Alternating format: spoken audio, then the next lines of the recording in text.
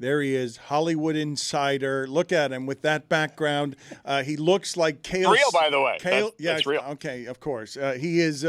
He loves the kale smoothie. He's radiant. He also is a rising star at ESPN. And Jorge Sedano is here to recount the tale that mortifies Zaslow. Zaslow, how would you frame this story of Jorge Sedano at his most rebellious in Miami, irresponsible, and not journalistically sound? Well, I don't think George thought he was being irresponsible. I think he probably thought he was being responsible by trying to get to the bottom of something that has been talked about. But I get agita just thinking about it. Like, it gives me anxiety, the spot that George put himself in with, at the time, it was a very scary man. Jorge, I don't believe anyone here actually knows the story. I believe they're too young to remember. This was the first moment, I believe, that Jorge Sedano made a national splash, and I believe it might be his worst public moment. Do I have this wrong? I don't know, maybe. I don't think of it as a bad public moment at all. I actually found it, to Zaslow's point, me asking the question everybody wanted answered to the guy that you needed to ask the question to. So just to give the details, so this is 2003-04 season of the NBA. It's Dwayne Wade's rookie year. At that time, I was the Miami Heat pre and post. What was that? That's our very competent executive producer. Doesn't have the job at all because his old man is my best friend. Oh, okay. So I was the Heat pre- and post-game show host on radio. This is like a playoff game for the Heat. They're playing Indiana, I believe, at the time. This is the second round when Stan Van Gundy and Dwayne Wade and those guys got to the second round. So David Stern is coming over to be interviewed by me. And at the end of the interview, I asked him, I said, Commissioner Stern, fans are very upset about the officiating in this series. They feel like the team, the more veteran team, is getting the benefit of the calls. I know we've had these controversies, obviously, and this is coming off of the Sacramento thing, right? So I mentioned that, and he looks at me. He just kind of looks me up and down, and he says, George, what you're saying would be illegal in 50 states. Further, I say, if not.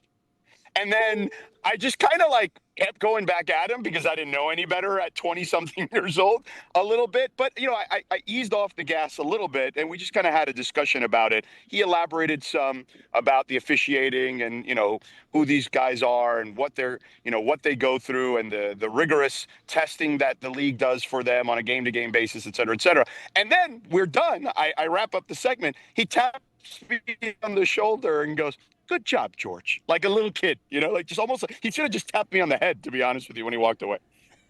The further I say, if not, is a great condescension that is just... no doubt. Oh, my God. Yeah. What does that even mean? Further I say, if not... Yeah, I don't know. I thought Mike said it. It means you're an asshole. Is what, put it on the poll at LeBatard Show. If you say, further I say, if not, are you 100% an asshole? And also...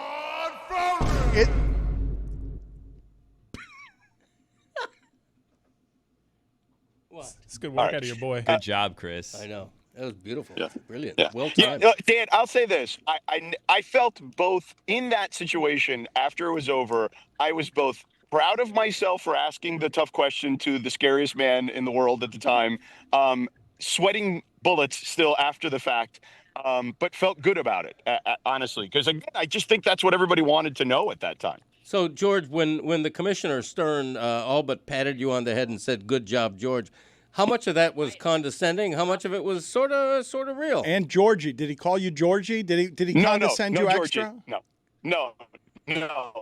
But I think it was a combination of both. I think it was condescending, no question about it. I wish I could really explain his tone even when he said it. Like he took a breath. He buried he looked at me. He buried you with public relations. Right. Like he bullied you publicly because he knew who he was. Sent Mike Bass after you to put you in an anaconda vice. No, I love Mike Bass. Don't you besmirch Mike Bass. Anyway, but I will say this. He did kind of give me a smile like, you know what? I'm kind of proud that you asked the question. Like, you had the balls to ask it. Like, whereas nobody else seems to want to ask it, I guess, at that time. So it was a combination of both. He was patting me on the head, like, "Good job, kid. Nice try, but you're not going to get me." His creative muse. Begs the question, Jorge Sedano, is the NBA Yes. rigged given what we saw last night? No, it's not rigged. Look, I actually just spoke to somebody who was in the room yesterday, a media member. So I'm sure you guys maybe have already seen this, but there's 1,001 permutations of four-digit combinations. There's several media members in there, 14 representatives from each team, and then 2 guys from Ernst & Young. And one guy pulls out the ball, hands it to a guy who's not even looking at the machine, and he says the number, right? And then when they get through the 4 digits, each team has a booklet that has these 4-digit combinations. And this person told me that not only was there an audible gasp as people were looking through the booklet when they realized it was Dallas, there were several media members who absolutely cursed. But you're supposed to be completely silent during all of this. So that's how the reaction was in the room, according to this person. And then they had to be locked up for another hour and a half because you can't leave the room and you don't have like your phones or anything like that. George, compared to Adam Silver, who will do nothing, how would David Stern have reacted to LeBron James continually referencing that the draft lottery is rigged? He would have been called to Stern's office. There's no question. I remember, when I worked with Mark Jackson, he told us a story about how him and Charles Barkley got into it early in their career about something.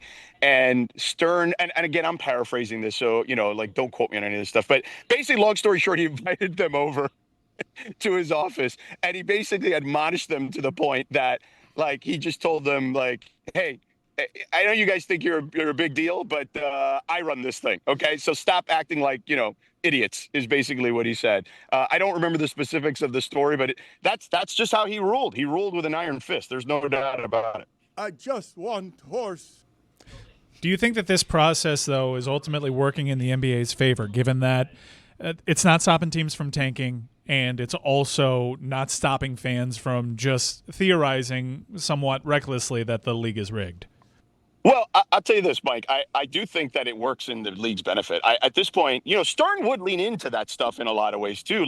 Remember, he was the first commissioner to, embrace fans booing him at the draft. And, I think he handled all that stuff well from a PR standpoint in a way that was almost defiant, right?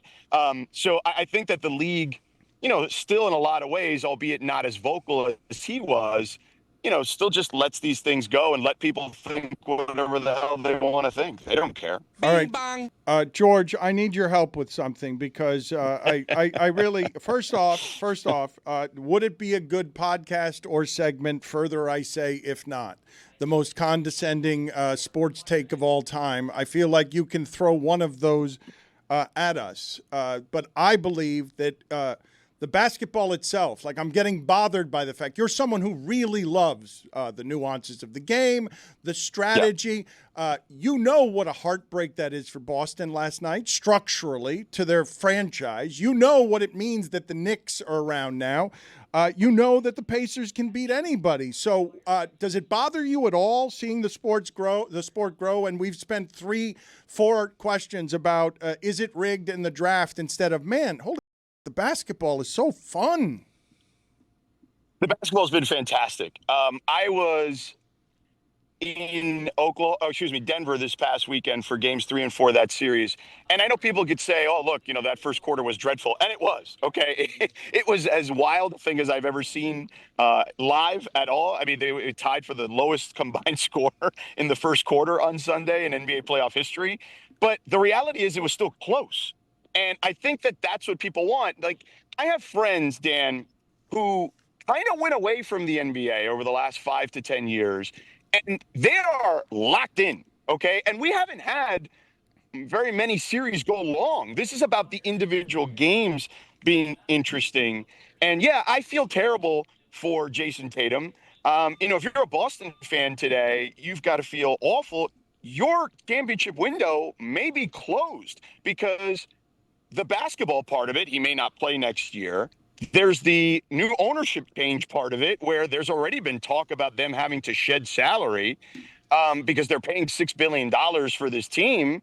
And it's just not sustainable to keep paying this crazy luxury tax with all these guys. So in essence, that window's probably closed. And now you've got this Indiana team, that I heard Ernie Johnson on your show say, Don't sleep on the Pacers.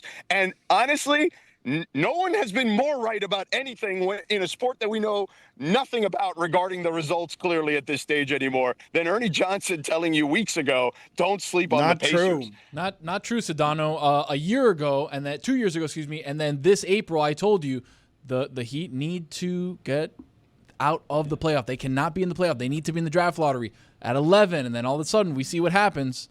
That only happens once. Yeah, but that's nonsense, Tony. Like the reality is, it's nonsense. a lottery. If they do that over again one more time, it doesn't. Same 4 balls are going to come out in the same order. All they needed and was the one Heat are gonna shot, get it. though. They needed one shot. Plus, it was Tony, opportunity. it's a lottery. Do you guys not understand how a lottery works? Not know how Doesn't mean just 'cause revisionist it happened history once. works? Wow. Huh? Do you not know how revisionist It history kind of works? feels like Well, clearly it's an easy trope for you guys today. I get it. You ever hear hindsight of 2020? you guys get the Yeah, sense I've that heard of that. you guys get the sense Sedano's on the take now. You know what I mean? Yeah, like he worked his way up. He was there. He was like the young congressman going to Washington. Who's All that of a guy sudden, behind you, Sedano? he Get learned that the guy. way Hey, things that work. guy's on. Yeah, he's What's that made a guy lot of- doing? Photobomb. You're hiking right I'm on a now? hiking trail. Yeah, I was hiking. I was Yeah. about Well, that's to why start your hiking when you guys Wi-Fi. He's well, it's not Wi-Fi out there. It's just 5G. You'd think it'd be It's better out 5G, in bro. California. But to Billy's point, you're just a mouthpiece for the league now. Yeah, he's not going to bite the hand that feeds him. Come on, get out of here. I'm not Plus, a his mouthpiece for the Lakers league. got Luka, and they knew that was part of the arrangement. My to keep her Lakers? fight. Yeah, Yeah, Lakers. your Lakers. Lakers. Sedano, Your yeah. Lakers. Probably Oh, with here we George go. Sedano going out there. Here we go. Got to fix Here we that go. lottery, You know George. what? Fix it. Here's the deal. Tell the Heat to pick a lane, okay? That's what they Oh. need to do. Pick a lane. The Thank you. Heat. I thought Your you mouth were part of God's the ears, Heat. pal. Yeah, By the way, jeez. I know that historically you've been known as a Heat fan, even though you're a Lakers fan now. Yeah. But so you grew up hating the New York Knicks, and I'm curious what's happening as you're watching this series, because Zaz and I are fully aligned. We're big Knicks guys here. Yep. We love rooting for the Knicks, especially against the Boston Celtics, almost exclusively against the Boston Silver Celtics. Lake Sedano. Give us the scoop, Silver Lake Sedano. Tell the people what you think from your mountain on high. If you would have told me that in the year 2000, that in the year 2025, I would find the Knicks to be an endearing story that I would be enthralled by and following with every bated breath, I would have told you, you're out of your mind, go bleep yourself and kick you in the face. I'll tell you that I am locked in on them. I wouldn't go as far as say I'm rooting for them, because I'm not rooting for anybody, but like I will. But I love a good story. And for me, that's all I'm chasing is a good story every day when I talk about this stuff. And they are as good a story as any in the sport right now. Get better, Internet. Further, I say, if not. Thank you, sir. And on your way out. Thank you, Sedano. He can't be bothered, too busy hiking old California Sedano. It's disgusting. He used to be Miami, but why doesn't he live in Miami anymore? Because our buildings don't allow us to do shows without bothering us with a fire alarm the entirety of every conversation we're having. It's been a tricky day that way. Yeah. Summer concert season is almost upon us. So many great summer tours, so many once-in-a-lifetime experiences, so many tickets that are in demand and also sold out. Left with no options. Where do I go? I turn to the secondary market. Where do I want to go? I want to go to the industry leader. I want to go to the best customer experience on an app. I download the Game Time app, and then I create an account, and then I use the code DAN, that is D-A-N, and I get $20 off my first purchase, a purchase that is guaranteed to be the lowest price on the secondary market. If not, Game Time will match you and go up to 110% of that price. Incredible customer service, panoramic seat views, no surprises at checkout with just an all-in pricing toggle. Guys, I'm telling you, Game Time is the absolute best. Download Game Time today. Last-minute tickets, lowest price, guaranteed. I want to get to some of the hockey in a moment here with you guys, but the Warriors lost by 7 last night in a game they had to win at home. Jimmy Butler had 14 points. He took 9 shots. And it's not like he took 9 shots and he had 18 free throws, all right? He took 9 shots. He had 5 free throws. In a game they lost by 7, he was a team worst, minus 30. They lost by 7. He was minus 30. And have you guys seen the discourse on social media about Jimmy? Because, whoo, It's not a good day. He's been praised. He's had a charmed existence out in Golden State. It was all working for him. But then one thing that he didn't plan for was a player that was finally better than him on a roster that he was on would get hurt. And now everyone's pointing at him, which I don't suppose is super fair, Zaz. I'm curious. They got him for this. Like, not to carry a team to a championship, but they got him and gave him the huge money because, God forbid, the team leaves the locker room and the camera pans to a Steph Curry who's in street clothes and he's waving. He's waving to them. See you guys. Like, they got him specifically to give the team a stay of execution where maybe Curry will be back game 6. They're not going to get out of game 5. Like, that's why they got Jimmy Butler. 14 points, minus 30. Woof. Yesterday was basically an elimination game because if you win that game at home, all right, all of a sudden the series gets extended. You go to 6. Yep. Steph can come back. Something can happen game 7. It's a miracle. Yep. Golden State moves on to the Western Conference Finals. It's inexcusable for Jimmy Butler to make the stink and make the storm that he made in Miami to then go to Golden State to have a great stretch run the end of the season and then put up a 9-shot game. 9 shots is what Buddy Hield takes. 9 shots is what Kevon Looney takes. 9 shots is what he took when he was actively passive-aggressive and trying to take games while in the lineup for the Miami Heat. In a game the Warriors had to win without Steph Curry, 4 other players took more shots than Jimmy Butler did. Podziemski, Hield, Draymond took more shots. Unacceptable. And Kuminga off the bench. And by the way, Kuminga, who took more field goal attempts than him, 13 field goals, was also 11 of 12 from the free throw line. So Kuminga was far more active. Good little series for him, by the way. Than Butler. Good little series for him. They buried him Making at a the little edge bit of of the money bench. back, maybe? Oh, come on, Zaz. They buried him at the end of the bench when Jimmy Butler got there. They said they didn't want to play him. He didn't play. All of a sudden, 30 points here. I mean, he doesn't do a whole lot else other than score. Come Zero rebounds last night in 30 minutes. What do you want to? You want him to do everything? I want to do a little bit of something. Should it be crashing around him a little bit louder than it is right now in the media? Jimmy or Kuminga? For Jimmy. I mean, given the mess that he made down here in Miami. It's a good question because it doesn't feel like it feels like a social media fan thing right now. I don't Steph feel being like out gives him a pass, I think. But not for 9 shots. I don't. But he don't shouldn't think be so. getting a pass. He shouldn't be getting a pass because he's This is playoff why they Jimmy. got him. He's playoff Jimmy. And on top of that, it's one thing if he goes out swinging, right? It's one thing if he goes out like playoff Jimmy, if he has a good performance, or if he's putting in an effort that is like, all right, at least Jimmy was going for it, neck first to the cup, trying to draw fouls. But you're going out the way that you did when you were milking the clock over here in Miami, like that's not what this was about. That's not the standard that everyone holds you to now in the playoffs that you established. They're questioning on the broadcast. And look, we saw this plenty of times here. And this would happen every now and then. It was like this in Game 3 also, where it's like, why isn't he shooting that? Why isn't he being more aggressive? But even the broadcast was openly questioning last night, where he'll drive to the basket, and it seems like, he's got a floater or he's got an 8-foot shot, and instead he passes to the corner to Gary Payton III. It's like, why aren't you shooting? They were questioning on the broadcast, why aren't you shooting? There was something that kind of happened in that Nuggets series where you could see like he lost confidence in his own shot in the NBA Finals after being on an absolute tear. And I know he had isolated moments here and there afterwards, but there was something that happened in that series where they were daring him to be the guy. Yeah. And it wasn't until they were facing elimination did he have the confidence to even put it up. I think he's pretty self-aware about his limitations now. Despite the bravado, despite what he did to the Miami Heat, which probably might actually make it worse because his intentions were, let me get the money now because I know I'm never going to be at that level. But I do think for a player that was getting all sorts of praise adorned on him by the national media, and rightfully so, Miami people down here were burned by the entire experience, wondering why the coverage was so favorable, and he was looking like he was coming out a winner. For the plan to be solely dependent on Steph Curry's body, and for you to not give them one of those moments. Right. One of those moments that they acquired you for. Not just to take the pressure off of Steph, but in the event that something happens to Steph, you can win us a game.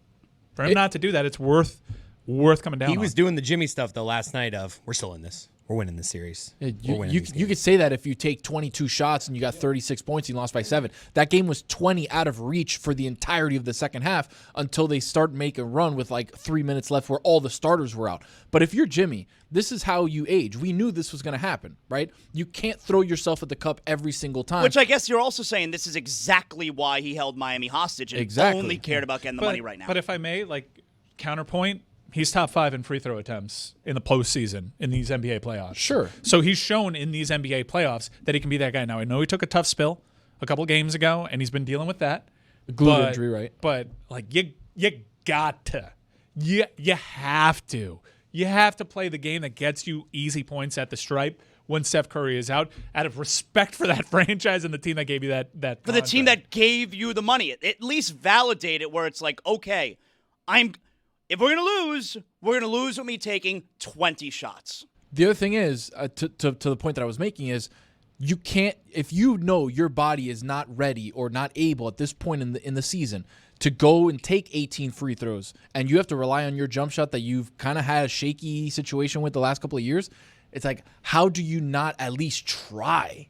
Nine attempts is nothing. Nine attempts is laughable.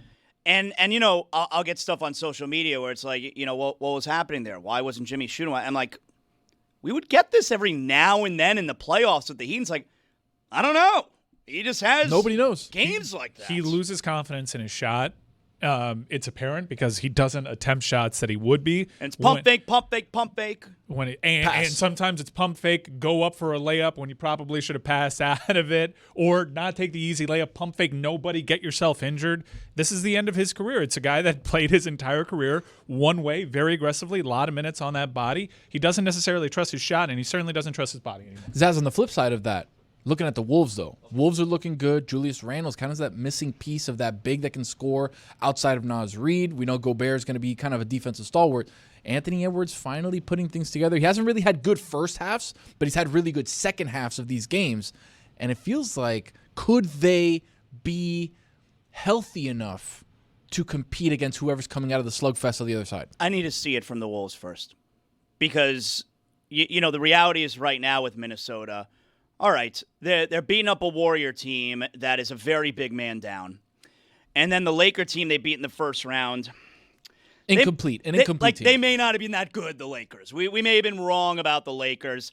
So, I'm down on the Wolves for the way they handled game one. Like, this series should be over. It should have been a sweep. Should have been done with. It was like such an unprofessional effort from them where they couldn't win that first game when Steph Curry leaves. So, they shouldn't lose another game this series. I don't think they're going to lose another game this series.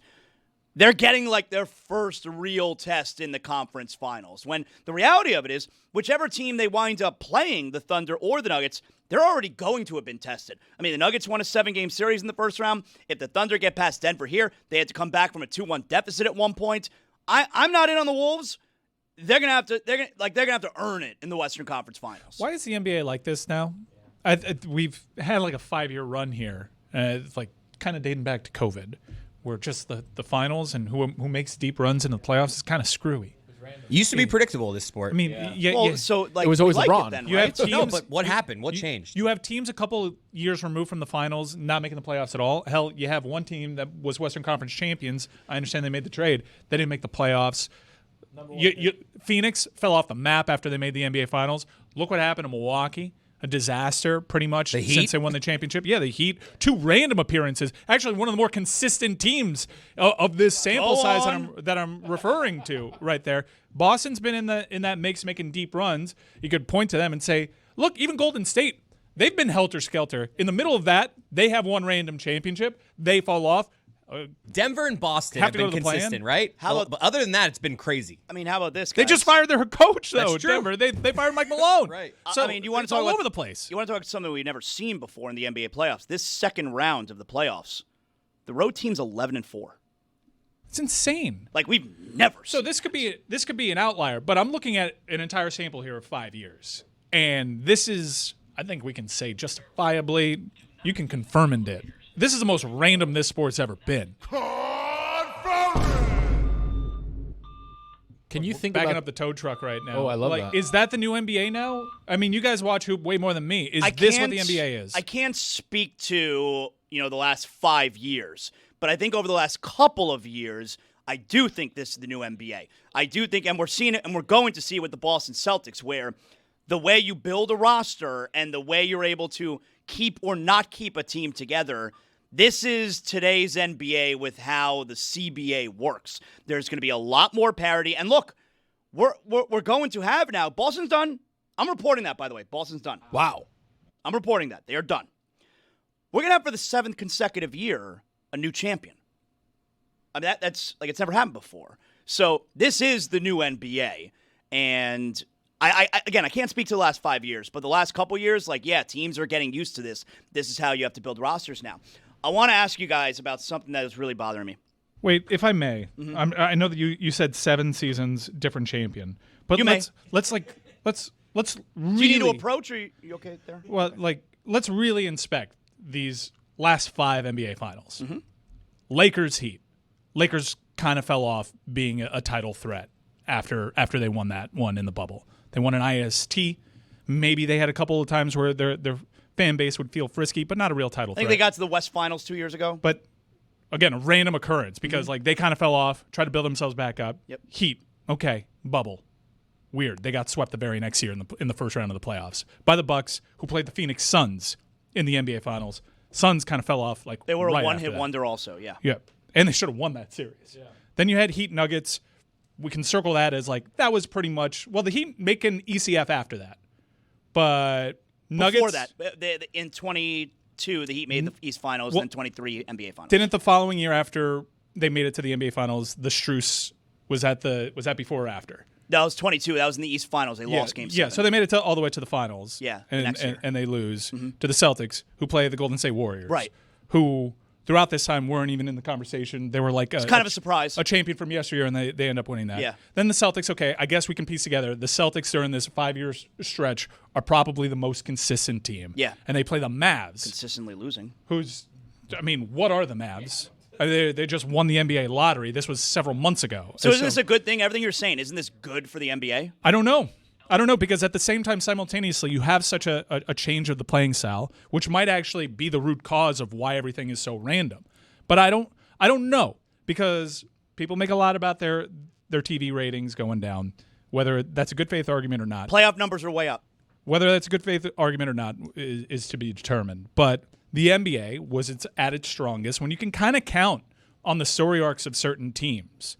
The Bulls were always there. Who was going to knock off the Bulls? You were very familiar with the Knicks story arc. You were very familiar with the Pacers. Lakers, right. When the Pistons have their run multiple times, you know the pieces, the players, and those stories actually carried over for the better part of a decade, helped this league. We're in the most random territory in NBA history right now, while everybody is saying there are things wrong with this sport. I'm trying to figure out, is what's wrong with the sport the teams at the end of it fighting it over? No. Or is it a larger issue that is probably contributing to these very random finals? Just wait until you get Minnesota versus Indy in the NBA Finals. Feels like the top teams are not as good. I don't think that what contributes to either ratings overall being down, which they're way up in the playoffs, but ratings overall being down, lack of interest, what have you. I don't think it has to do with there not being this dynasty or consistent team winning.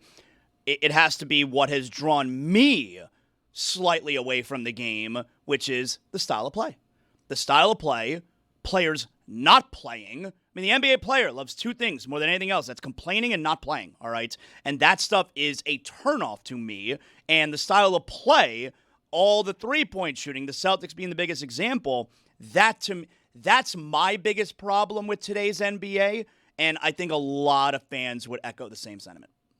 I should correct myself. The new leaf that I turned over is when I'm wrong, I'll admit it. Yeah. I did say that it kind of feels like you tune into these games in the first quarter, there's a 20-point deficit, and you can kind of write that game off. There has been 5 comebacks of 20 points or more so far this postseason. So you don't panic in it. Like if we go back to the late 90s, early 2000s, you're down by 20 in a play, you shut the game off. Yeah. So shout out to that Twitter person that mentioned that to me. I would also like another study being done on how many of those 20-point games become 40-point games, because that a also lot of them have. It kind of feels like the reason why I'm coming away feeling that way when I'm watching games is a lot of times when I do watch a game that's a 20-point deficit early on, it grows to a 40-point deficit, and there's no reason to watch this. And there are very few things in sports worse than when you build up all the drama, all the anticipation for an NBA playoff game, and it's a dud of a blowout. Sure, but it's a numbers game, right? Because then you have those games that are really, really great, and that shows why the NBA playoff ratings are up. Because it's like, oh yes, this is what I've been searching the NBA for. playoffs up because the New York market's making a deeper run, because the Boston market's there, because the Bay Area we're market only in the is there. second round. I understand, but there are some big time TV markets that were in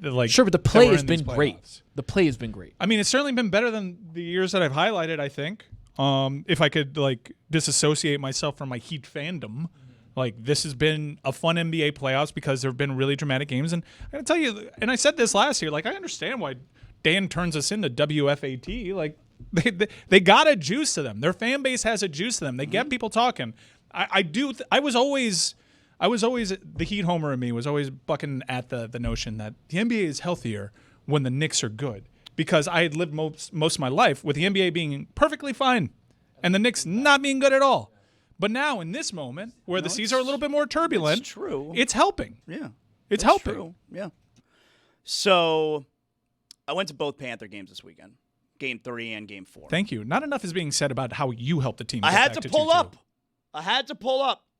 And something really bothers me about, and I could tell Chris, it bothers him too. Say it, please. I saw Chris at both games this weekend. He was there. He had to pull up parked also. next to each other. The big parking lot is very parked random. right next to me. I literally pulled up right next to him, and I know where you're going with this. Please, yeah, say it. It needs to be said. This has been bothering me for a couple of years. Okay, but it's really bad now. The Boom guys.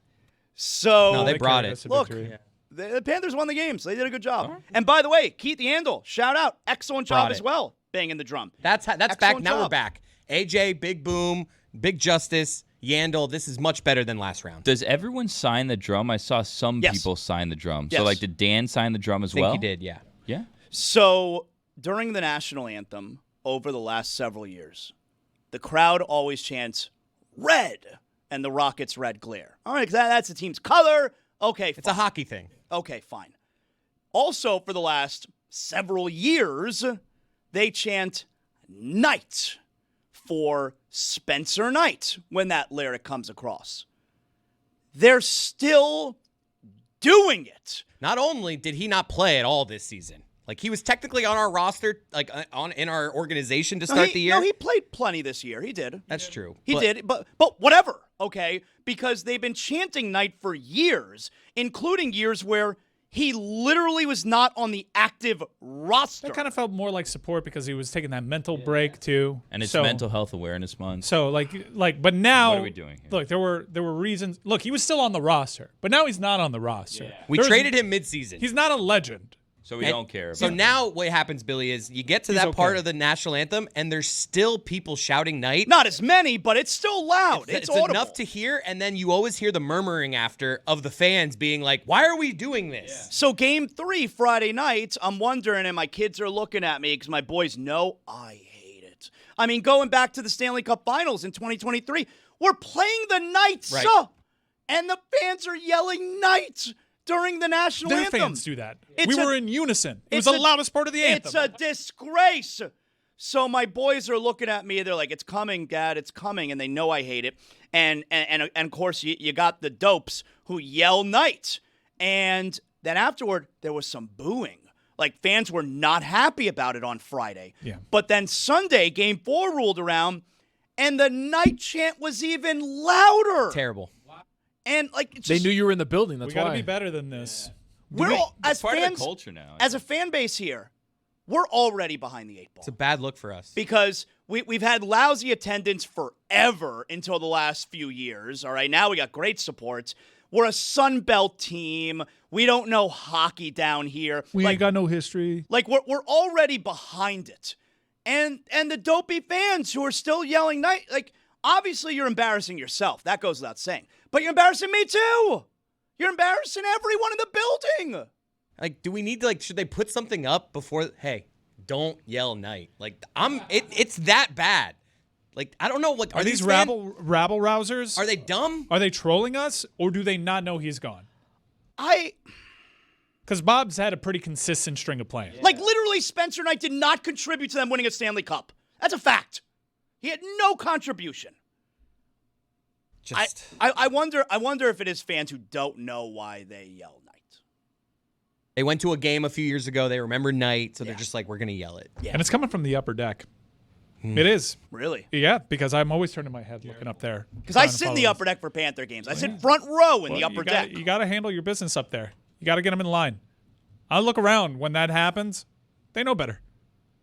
If I worked for the Panthers, I would literally be having a team meeting with all the ticket vendors around. Like, when someone walks by you, you tell every person that walks in this door, don't yell Knight. I think you tell the ushers, you see one of these, they got to go. Every person that walks by you, don't say Knight. Maybe Isn't a that sign. how you stop it? You kick people out. Yeah. That's going to stop. Don't make me do a PSA before. Don't make Goldie go up there and embarrass himself. And, like, just so you know, we traded away Spencer Knight. We got Seth Jones. He scored a goal the other day. That's actually what they should do. Those little, like, intermission, like, Goldie little updates. Just be like, hey, by the way, guys, don't yell Knight. Yeah, you like that Seth Jones assist? Well, we have Seth Jones because we traded away Spencer Knight, who you insist on invoking his name during the national anthem, despite no real contributions to this franchise over the last few years. I'd rather them yell Jones Or instead Seth. of Knight. Instead of, like, that would at least make, I would be like, Yes. all right, we're a smart fan base. But now. I also love the anthem, and I don't want to disrespect the anthem because you don't want to say Jones when Knight is the lyric. Yeah. Which bothers That's you stupid. more, yelling of Knight during the national anthem or the USA chants at the end of the game? They're coded.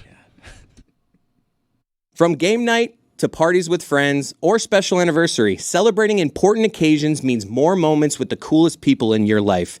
Cheers to 50 years of Miller Lite, the great tasting light beer for people who love beer since 1975. Now's a perfect time to celebrate legendary stories with friends, family, and a great tasting light beer. It's Miller time. When I think of Miller Lite, I think of me and my dad cheersing, watching a Marlins game on a cruise together. We get the tsk-tsk-ah and the cheers. It's just, when I think of Miller Lite, I think of times with my dad, times with family and friends. It's the original light beer since 1975, still iconic 50 years later.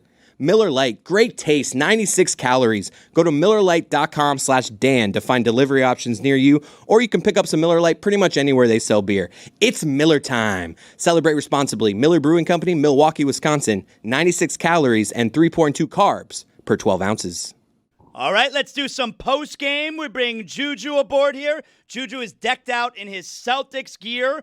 I'm guessing that's a Ray Allen jersey there, or is that Paul Pierce? Ray Allen, who is that? Yeah, it's a Paul Pierce jersey. Today is not a great day on the Juju Gotti Ranch. Now, when you see, speaking of Paul Pierce, when you see Jason Tatum leave the game in the wheelchair, isn't your first thought, okay, he's going to be back in a few minutes? I mean, actually, it wasn't my first thought. My first thought, as a Buffalo Bills, Josh Allen fan, it was like, oh, first time other Celtics fans. Like, Patrick Mahomes does this to us every year.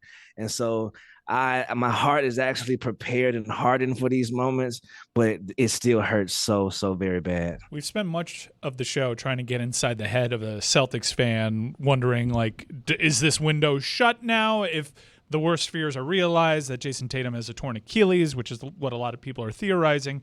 You're our resident Celtics fan.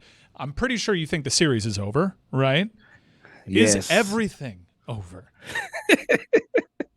Everything is dark, brother. Like, and I want to give credit to the New York Knicks. Like, Jason Tatum's injury, although like very unfortunate, that wasn't the deciding factor to that game. Those guys played their ass off. They've been doing their thing the entire series. So I don't want the Jason Tatum injury to distract from their salutes. You feel me? But yeah, bro, the future looks bleak now. Porzingis seems to have put out his farewell Instagram post the other day. The new management, the new ownership, I mean, they'll never be able to take 2024 away from us. Sheesh. I do want to throw in a quick fine. You did say you feel me. That's true. $2. Oh, don't wanna, dang it. Yeah, my bad. I'm just trying to. $2. Just trying to keep you accountable. That's true. This is a bad Thank $6 you. billion that was spent. If I could just go ahead and judge this one right off the bat, bad $6 billion. Too much. Right. Juju, Right. you got a top 5 for us today? Yes, I have a top 5 for you today. This was definitely in lighter times, like trying to bring some fun to the segment. top 5 athletes that would not have survived the social media era while they played. Okay. I was brought to, because I see Ant-Man doing a lot of stuff, and I see a lot of players, and I'm like, dang, Shaq and Charles Barkley, they be saying a lot of crazy stuff. So yeah, top 5 athletes that wouldn't have survived the social media era. OLI, Lamar Odom. He was kind of in there, kind of not, but it wasn't really hitting while he was there. What was I missing the other day when Lamar Odom was doing the pregame ceremony in Vegas for the Knights and Oilers? Like, is Lamar Odom from Vegas? He's a Vegas guy. He spent a lot of time there. He's a Vegas guy. Lamar Odom. He's a Great Mr. town. Vegas. A lot of time spent on the ranch. If you know what I mean. Precisely. Somebody must have canceled last minute, though, for that, to your point. Carrot Top. OLI number 2, Paul Pierce. I fear he would have told the truth one too many times back in those days. He's already stepped into it a couple of times in the social Now, media yeah. age. Juju, we don't Right. actually believe that Paul Pierce walked 20 miles to work the other day, do we? Nah, I think he had a Jeffrey from Fresh Prince situation. Like, he did a little bit, then hopped in the cab, threw some sweat on him. Like, oh man, I walked the other these miles. But I hey, think you're right. it's all for the camera. Content over everything. Number 5, Karl Malone. Oh, boy. Dicey. IYK. Number 4, Tim Hardaway. IYK. Number 3, Shaq. Damn, you think so? Worse than them? Shaq under Karl Malone. Yeah, I mean, I feel like he's thriving under this situation. It's not like he's inconspicuous. I think feel people like know when Shaq Shaq has- enters a room. Like, has Shaq ever had any public embarrassments? Little things here and there, like public split ups and whatnot, but Well, no. whatever, that's real life stuff. you Everyone, know? he kind of has like that Charles Barkley vibe to him. Like, what are we really going to say about this guy? That's gonna No, but at embarrass least him? Barkley, when he was a player, he'd been arrested for beating people up. Remember, he threw a guy off a balcony one time, and the judge said, "Do you regret your actions?" And he says, "I only regret it was just the second floor." What would Judge Oh, Zaslow my say? goodness. About what? About what? What would your About- ruling be? Yeah, what would your ruling be? On Second floor. on Sir Charles? I would rule. I mean, it depends on what the guy did, but I think I'm ruling Barkley. It's okay. Guy lived Round down. with prejudice. Number 2, the Worm, Dennis Rodman. Do you think Rodman would have been active on social media as a player? Yeah, you think so? I think people around him would have been active and catching him in a lot of shenanigans. Yeah, gotcha. Yeah, he would have been partying, and like people would have been complaining about like how he's not taking the game seriously. Kind of like Harden. The off-field antics, though, like I don't think like that would just be like a drop in a bucket. How about the with him. stories like when he was? I think it was when he was with the Lakers. I think it's toward the end of his career where he played the whole game. He wouldn't shower and he'd just go straight to the club all stanking with the girls all over him. It's gross, right? Very gross. And number 1, the answer, Allen Iverson. That's a good one. I think my boy would have had one good season and he would have been out of here. That's a good one. But salute to him.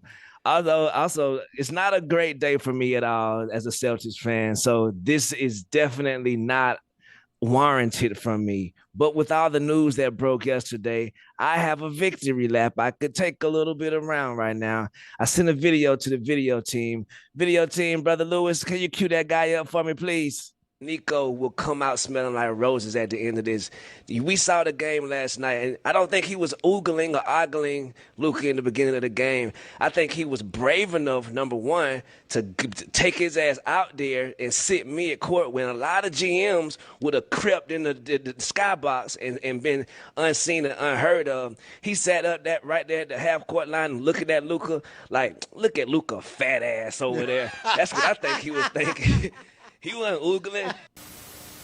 I think the Mavericks are going to come out of this on top at the end of the season. I am now a Dallas Mavericks fan because of this. Everybody hate Nico. I salute Nico. I see what you saw, Nico. Look at you, Juju. You feel me? Sometimes even a garbage can gets a steak. $2 fine, though. We feel you. Ah, dang it. $4 in one episode. Okay, yeah. Costly Also, postgame. Right. Also, lastly, potentially interested. I don't know if that could count as news or journalism. I'm with my brother Greg Cody's side. Potentially interested in the Miami Heat is kind of like helps prevent against the coronavirus. You know, it's like, what are you really saying? But salute to your news sources. Thank you. Top notch. Juju, let's do some polls. What is everybody saying out there? Yes, sir. Poll number 1. Bigger story. Knicks up 3-1 or Nico gets the number 1 pick. 62% of the audience says Nico gets the number 1 pick. Yeah, I'm into it. Do people forget that Mike Ryan broke the Messi to Miami story? 83% of the audience says yes. Wow, does that insult you, Mike Ryan? I mean, it was a pretty big scoop. And it's not like I kind of got lucky and I just crept onto the scene. I mean, this was a year and a half of very thorough reporting. Yeah. Going up against like the top dogs in the industry. Yep. Right. In Fabrizio's face, is The Rehearsal the most ambitious show in the history of television? 51% of the audience says yes, it is. Wow, that's neck and neck, Juju. Right, that's a crazy show. Like you said, I tried to get my girl in on the show, and she was like, "What am I watching?" And I'm Same like, with my wife, Juju. I swear, we watched the first episode. She's just like, "What is this?" Right, and the American Idol segment, it's a lot going on. Last poll: if you say the phrase "further I say if not," are you a bleepo? 94% of the audience says yes, you are, and those are your polls. Yeah, that was an easy one. Good job, Juju. Thank you, guys. I'll go cry in the car.